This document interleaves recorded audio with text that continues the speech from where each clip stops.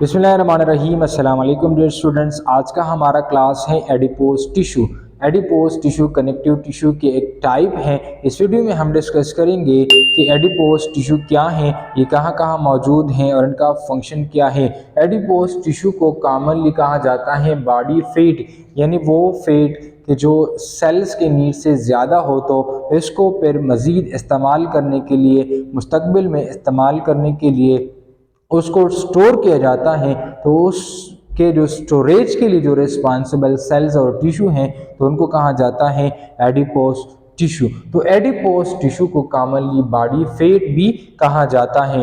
It is specialised connective tissue. और ये कौन से टिश्यू है? स्पेशलाइज्ड टिश्यू है। स्पेशलाइज्ड टिश्यू का मतलब ये है कि उनका जो फंक्शन है वो ख़ास है, उनका फंक्शन वो एक मुख्तस फंक्शन है और वही फंक्शन ज़्यादातर स्टोरेज के हवाले से हैं, यानी जो एक्स्ट्रा फैट हो जो कि सेल्स के अंदर मौजूद हो तो वो एक ख़ास जगहों पर उनको स्टोर किया जाता है और उन ख़ास जगहों को एनिमल बॉडी के अंदर एडिपोज टिश्यू कहा जाता है। It's play a major role in energy storage. ये एनर्जी स्टोरेज में इंपॉर्टेंट रोल प्ले कर रहे हैं। एनर्जी स्टोरेज का मतलब ये है कि फैट जो है वो एनर्जी यील्डिंग मॉलिक्यूल है।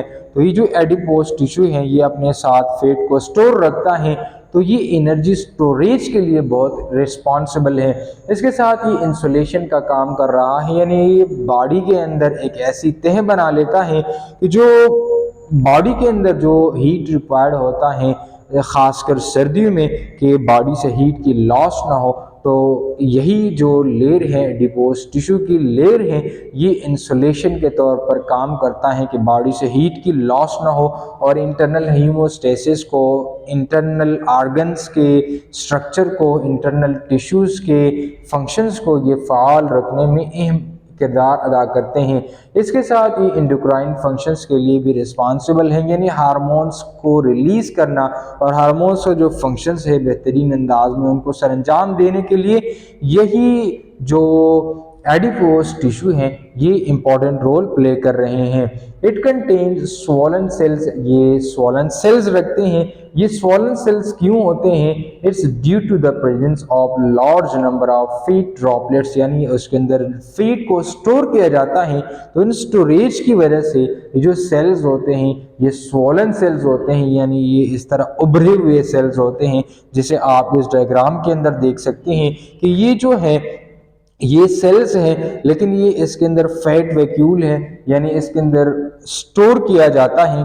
क्या फीट यहाँ पर स्टोर हो चुके होते हैं और इस फीट के स्टोरेज होने की वजह से, फीट के वैक्यूल होने की वजह से ये किस तरह के सेल्स हैं? ये स्वॉलन सेल्स हैं और जिसके अंदर क्या मौजूद हैं? फैट ड्रॉपलेट्स मौजूद हैं। इन तमाम सेल्स के अंदर, इन टिश्यूज़ के अंदर फैट को स्टोर रखा जाता है। It contains collagen fibre. इसके अंदर कोलाजन फाइबर्स भी मौजूद होते हैं। It store energy in the form of fat, जो कि फैट की सूरत में ये एनर्जी को स्टोर रखता है। It is found in skin. ये स्किन के अंदर भी मौजूद है। इन स्किन का जो इंटरनल लेयर होता है, एपिडर्मिस के जो लेयर्स होते हैं यहाँ ये मौजूद होते हैं और उनको कहा जाता है सबक्यूटेनियस फैट, यानी सबक्यूटेनियस फैट की सूरत में यहाँ पर क्या मौजूद होते हैं? यहाँ पर एडिपोज टिश्यू मौजूद होते हैं। इसके साथ ये बिटवीन इंटरनल ऑर्गन्स के अंदर भी ये मौजूद होते हैं, जिसको कहा जाता है विस्क्रल फैट, यानी ये इंटरनल जो ऑर्गन्स होते हैं इसके अंदर भी मौजूद होते हैं कि जिनको कहा जाता है visceral fat. 8 inner cavities of bones. ये इनर कैविटीज़ में भी मौजूद होता है, जैसे बोन मैरो एडिपोज टिश्यू। ये बोन मैरो एडिपोज टिश्यू की सूरत में बोन्स के अंदर भी ये मौजूद होते हैं, यानी बोन मैरो के अंदर ये मौजूद होते हैं।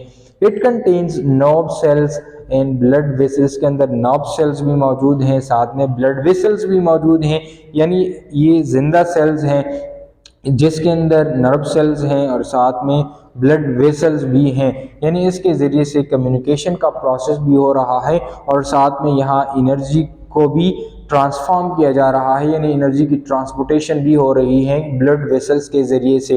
And communicate through hormone signal, और ये हार्मोन सिग्नल्स के ज़रिए से कम्युनिकेट कर रहे होते हैं दूसरे सेल्स के साथ, दूसरे ऑर्गन्स के साथ, दूसरे टिश्यूज़ के साथ, with other organs through out the animal body. सारे एनिमल बॉडी के अंदर ये कम्युनिकेशन का प्रोसेस भी करा रहा है। It is compose of adipocyte cells, ये ख़ास तरह के सेल से मिलकर बने होते हैं कि जिनको कहा जाता है एडिपोसाइट सेल। और ये एडिपोसाइट जो सेल्स होते हैं ये फीड स्टोरिंग सेल्स होते हैं, यानी स्पेशलाइज्ड सेल होते हैं कि जिनका काम होता है कि वो फीड को अपने साथ स्टोरेज रखें।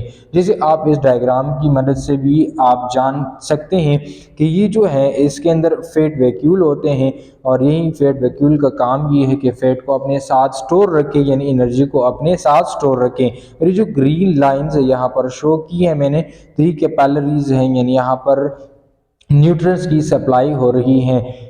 जैसे इस सेल्स के अंदर यहाँ पर न्यूक्लियस भी मौजूद है, और ये जो छोटा सा साइटोप्लाज्मिक मेम्ब्रेन इसके अंदर मौजूद है, तो इस साइटोप्लाज्मिक मेम्ब्रेन के ज़रिए से एक सेल दूसरे सेल से जुदा हो चुका है।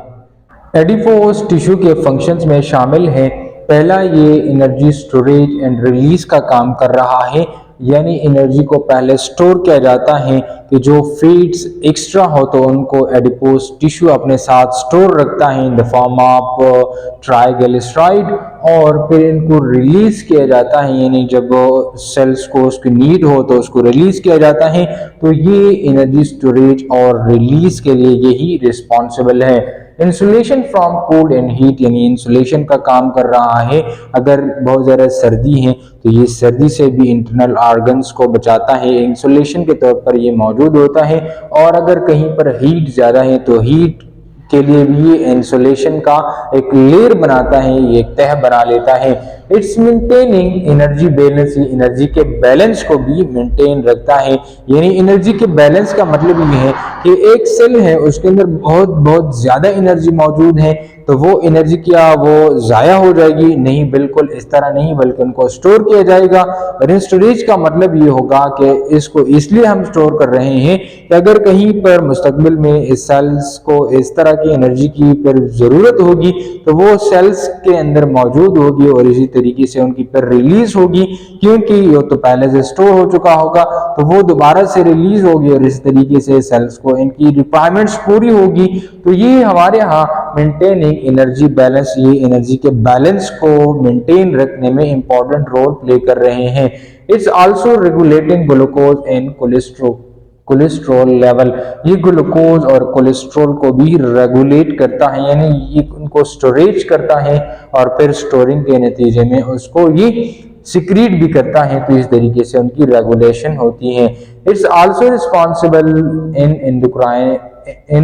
एंडोक्राइन फंक्शनिंग, ये एंडोक्राइन है, एंडोक्राइन फंक्शनिंग के लिए भी रिस्पॉन्सिबल है। It's produce different type of hormones which regulate metabolism, और फिर मेटाबॉलिज्म के दो अकसाम हैं, एक को कैटाबॉलिज्म कहा जाता है, तो ये कैटाबॉलिज्म के प्रोसेस को भी मेंटेन रखता है, साथ में दूसरे को एनाबॉलिज्म कहा जाता है, तो ये एनाबॉलिज्म के प्रोसेस को भी ये मेंटेन रखता है।